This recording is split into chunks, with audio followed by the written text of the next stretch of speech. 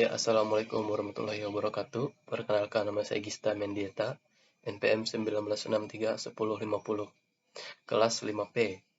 Saya akan membuat video singkat tentang interaksi. Lanjut, yang pertama, di sini ada kerangka kerja interaksi yang terbagi menjadi 3. Yang pertama, interaksi komunikasi antara user dengan sistem. Yang kedua, kerangka kerja Donald normal yang terbagi menjadi 7. Lalu yang ketiga, beberapa sistem lebih sulit penggunanya dibanding sistem yang lain yang terbagi menjadi 3. Lalu lanjut, model About dan Bell.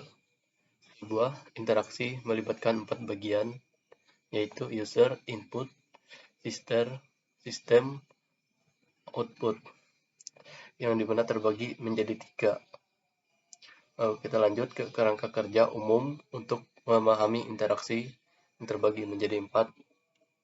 Kita lanjut, ergonomi. Ergonomi terbagi menjadi 2, yaitu ilmu yang mempelajari karakteristik fisik dan interaksi. Yang kedua, di mana diantaranya itu terbagi menjadi 4 bagian. Kita lanjut, macam interaksi.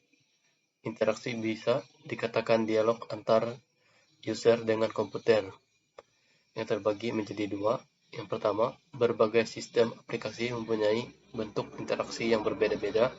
Yang kedua, model atau jenis interaksi antara lain, yaitu terbagi menjadi 2. Yang A, antar muka dengan baris perintah tunggal. Yang B, bahasa sehari-hari atau alami.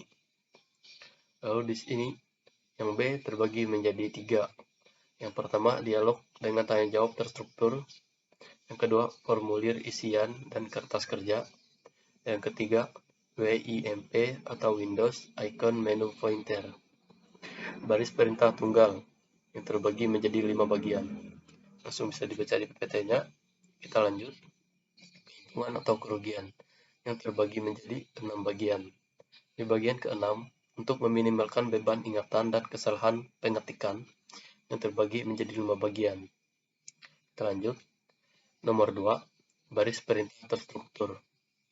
Dialog ini memungkinkan perintah lebih dari satu baris yang dikemas dalam satu berkas, biasanya disebut batch file. Contoh, dalam DOS, hampir selalu ada sebuah berkas bernama auto exec, but berkas ini sebenarnya merupakan bentuk kemasan dari sejumlah perintah-perintah DOS dan lain-lainnya. Lalu di sini saya akan membacakan keuntungan dan kerugiannya. Pertama, keuntungan lebih cepat dan ringkas. Lalu kerugiannya, penelusuran kesalahan. Kita lanjut. Yang nomor 3, menu. Ini menu terbagi menjadi 5 bagian. Bisa dibaca di PPT-nya. Lalu menu datar, cara akses pilihan dapat menggunakan selektor. Pilihan yaitu bullet yang dapat berupa angka atau huruf. Dapat juga berupa kursor atau highlight marker dan tombol enter. Kita lanjut, menu tarik atau pull down menu atau pop up menu. Di sini terbagi menjadi 13 bagian. Bisa dibaca di PPT-nya. Kita lanjut. Di sini terdapat gambar yang terdapat banyak opsi pilihan. Salah satunya itu program, dokumen, setting, share, help, and support, run. Apabila sudah dilihat, kita lanjut lagi. Bahasa alami yang terbagi menjadi 5 bagian. Kita lanjut. Nomor 5, ada dialog dengan tanya jawab terstruktur, yaitu query. Di sini terbagi menjadi 5 bagian. Kita lanjut ke formulir isian yang terbagi menjadi 4. Yang pertama, sebagai dasar untuk pendataan. Yang kedua, layar berbentuk formulir. Yang ketiga, data diinput pada kolom-kolom yang telah tersedia. Yang keempat, perlu rancangan yang baik dan ada fasilitas perbaikan atau koreksi.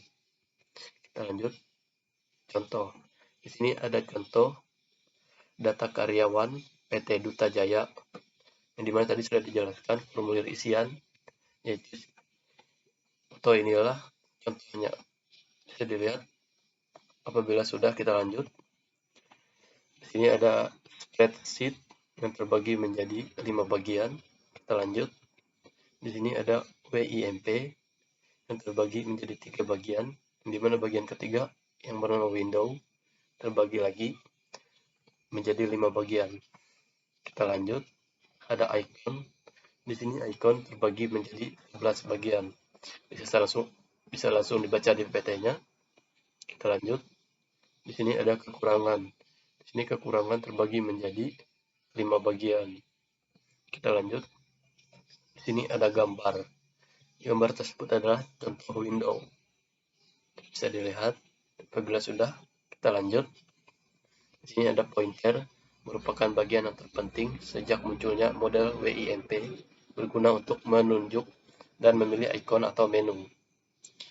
Yang pertama, biasanya digerakkan oleh mouse, tetapi bisa juga dengan joystick, trackball, tombol kursor. Yang kedua, bentuk bermacam-macam. Di sini ada contohnya, contoh gambar. Lalu kita lanjut. Di sini ada menu, di mana menu tersebut terbagi menjadi 6 bagian.